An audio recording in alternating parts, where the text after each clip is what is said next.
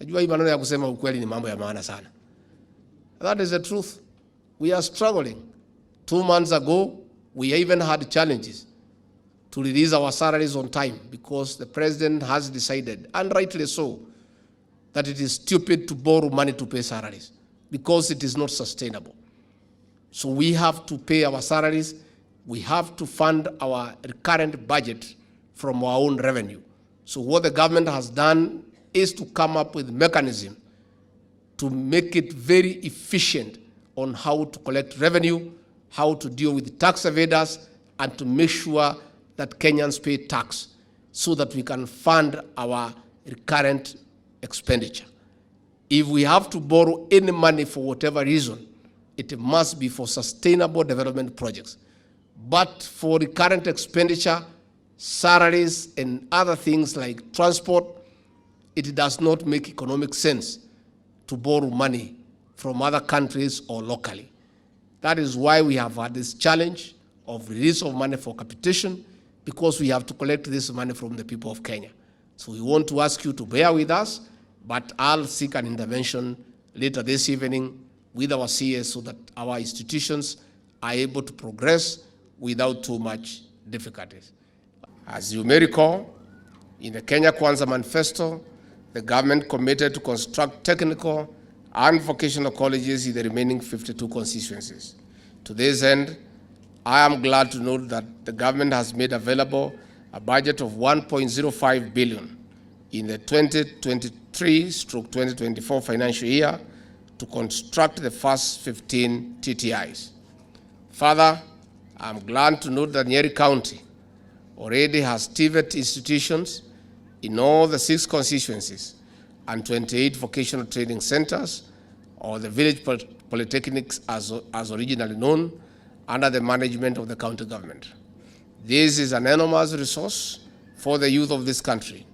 As you are aware, we have initiated a robust program for fighting alcohol and drug abuse among the youth, especially from this region.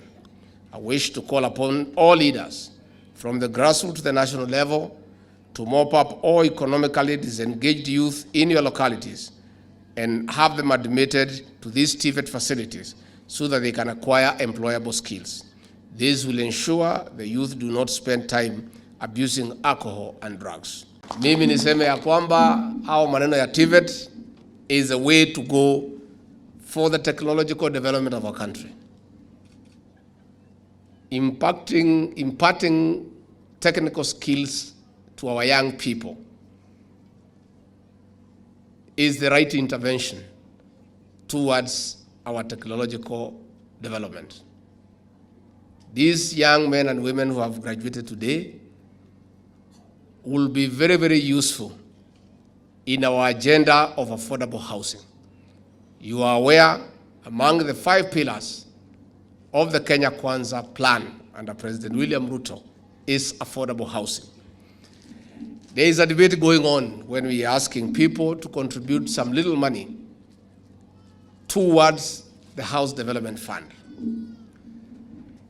The affordable housing program has 2 phases. The first phase is to put up 200,000 units every year to bridge the housing gap, especially in our urban centers, so that Kenyans can live in dignity and leave the slums.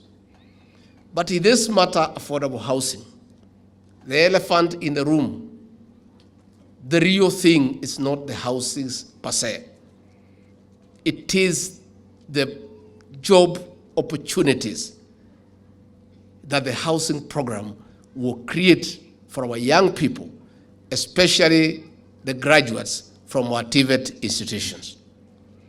At an average of 8 artisans per unit, if we do 200,000 units every year, we'll be able to create about 1.6 million jobs for our young population.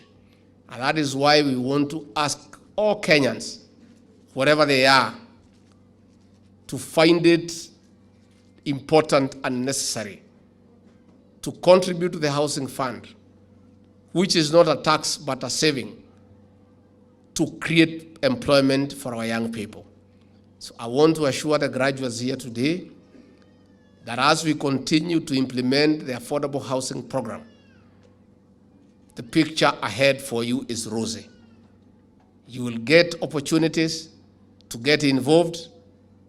Those who have done building, engineering, those who are architects, those who are quantity surveyors, those who are artisans with certificates, and all other forms of technical qualification, that there will be sufficient opportunities for you in the affordable housing scheme so that you are gainfully employed and you can use the skills not only to develop your country, but to advance yourself as a Kenyan towards the future. Constitute the congregation.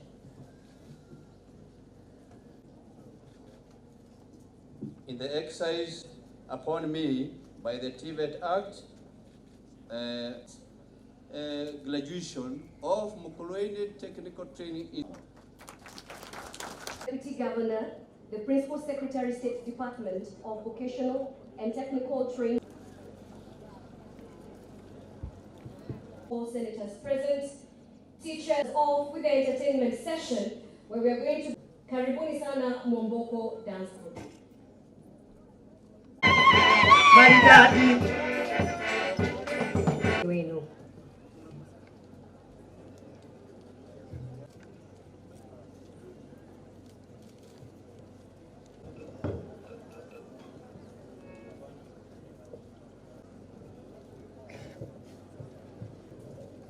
Our social values and, of course, the war against alcohol. Humbly, we request you to delve into the